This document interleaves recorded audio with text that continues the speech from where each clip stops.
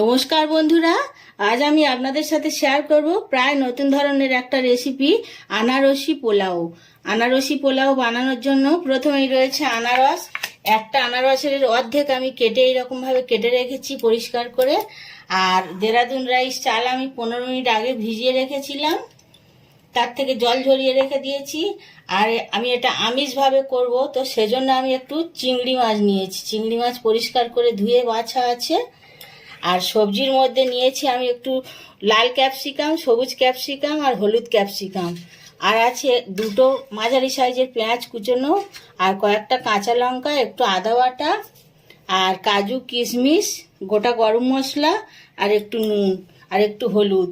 তো প্রথমে যেটা করব, আমি খুব সামান্য চামচের আগায় একটুখানি হলুদ গুঁড়ো আর এই আদা বাটা আর লঙ্কাটা দিয়ে আমি চালটাকে মাখিয়ে মিনিট 10 মতন রেখে দেব।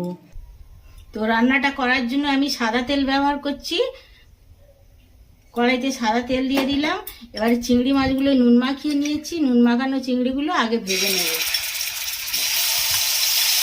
চিংড়ি মাছগুলো আমি ভেজে তুলে নিয়েছি। এবার ওই তেলের মধ্যে দিয়ে দিচ্ছি আরো একটু তেল। এবারে পেঁয়াজগুলো ওই তেলের মধ্যে ভেজে নেব।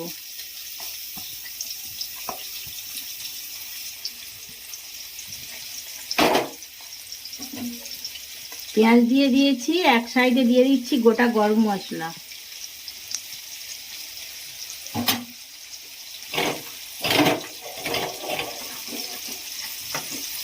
পেঁয়াজটা অর্ধেক ভাজা হয়ে গেছে। এবারে সমস্ত সবজিগুলো মানে সমস্ত ক্যাপসিকামগুলো এর সাথে দিয়ে একটু ভেজে নেব।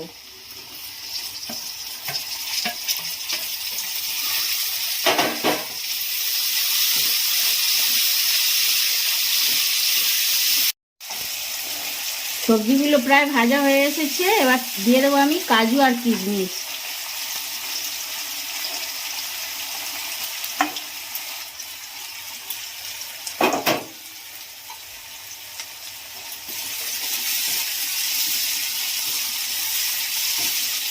কাজু কিশমিশটা একটু নাড়াচাড়া করে নিয়েছি। এবারে দিয়ে দিচ্ছি হলুদ দিয়ে মেখে রাখা দেরাদুন রাইস।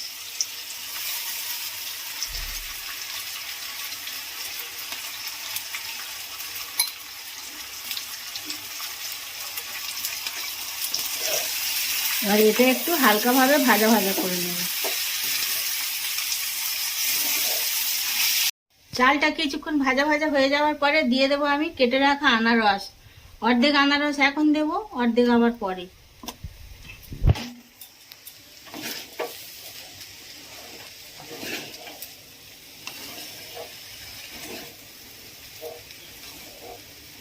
এবারে আমি এতে পরিমাণ মতো জল দিয়ে দেব। যেহেতু আমি এই বাটির এইরকম মাপে চাল নিয়েছিলাম, সেই বাটিরই সেই রকম ভাবে 2 বাটি আমি জল দেব।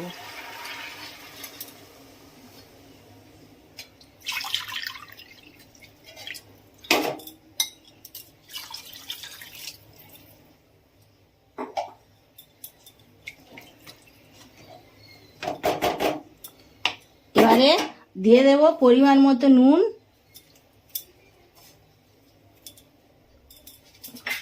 আর দিয়ে দিচ্ছি একটু মিষ্টি, চিনি দিয়ে দিলাম। এবারে এটা নাড়াচাড়া করে উপর থেকে দিয়ে দেব ভেজে রাখা চিংড়ি মাছ। এবার গ্যাসের ফ্লেমটা মিডিয়ামে রেখে ঢাকনা দিয়ে আমি চালটাকে সিদ্ধ হতে দেব।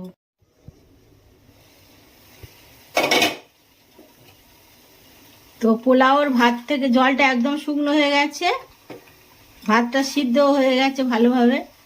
তো এই অবস্থাতে আমি ওপর থেকে দিয়ে দেব একটু ঘি,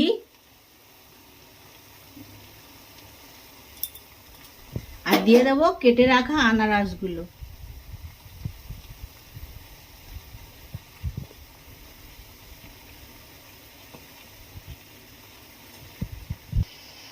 এবারে আমি গ্যাসের ফ্লেমটা অফ করে দিয়ে ঢাকনা দিয়ে কিছুক্ষণ ঢেকে রেখে ঠান্ডা করে পরিবেশন করব। বন্ধুরা, আনারসি পোলাও একদম রেডি হয়ে গেছে পরিবেশনের জন্য।